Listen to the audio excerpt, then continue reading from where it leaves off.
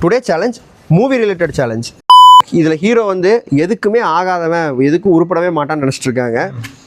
கடைசியில் பார்த்தா அவங்க ஃபேமிலிலேயே இவனை ஒதுக்கி வைக்கிறது அந்த மாதிரி தான் பிஹேவ் பண்ணிட்டுருக்காங்க. இவன் வந்து ஒரு பொண்ணை லவ் பண்ணுறான், அந்த பொண்ணு கூட இதாகி அவன் போய் தனியாக அவங்க வீட்டிலலாம் அவன் பொண்ணு வீட்லேயும் எதிர்ப்பு, இவங்க வீட்லேயும் எதிர்ப்பு, போய் கல்யாணம் பண்ணிட்டாங்க. கல்யாணம் பண்ணதுக்கப்புறம் அந்த பொண்ணும் வாழ்க்கையில் டெவலப் ஆகி மேலே போயிட்டா, பையனும் வந்து வாழ்க்கையில் வந்து டெவலப் ஆகி வேறு லெவலில் போயிட்டான். அதுக்கப்புறம் எல்லா குடும்பம் ஒன்றா சேர்ந்து ஜாலியாக இருக்காங்க.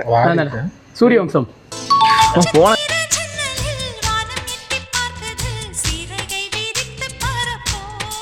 இந்த படத்தில் ஹீரோ வந்து 5 அதாவது ஒரு ஐடி ப்ரொஃபஷனலு. ஆனால் அப்போ பார்த்து அவனுக்கு வேலை இல்லாமல் இருக்கான், கடன் பிரச்சனை இருக்குது, கடன் வாங்கியிருக்கான், கடன் கேட்ட இடத்துல வந்து இவனை துரத்திட்டு இருக்காங்க, காசு இல்லாமல் சுத்தமாக சுற்றிட்டு இருக்கான். அப்போ வந்து கரெக்டாக அவன் லவ் பண்ணுற பொண்ணு வந்து பார்த்தா நான் வீட்டில் பிரச்சனை ஆயிடுச்சு, நம்ம கல்யாணம் பண்ணிக்கலாம்னு சொல்லிட்டு வீட்டை விட்டு வெளியே வந்துட்டான்.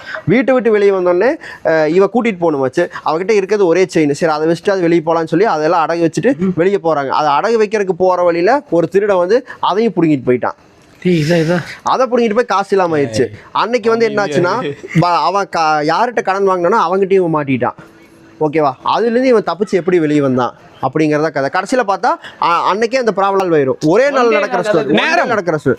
காதல் என்னுள்ளே வந்து நேரம் அறியாமல் நாட்கள் இப்படி ஓடுதே வாழ்வில். இந்த படத்தோட ஹீரோ ஓப்பனிங் சீன்லேயே சாகிற மாதிரி தான் காட்டுறாங்க, செத்துட்டான். கடைசியில் பார்த்தா இன்டர்வல்ல உயிரோட வந்து என்ட்ரி கொடுக்குறான். அவன் ஒரு போலீஸு, விக்ரம்.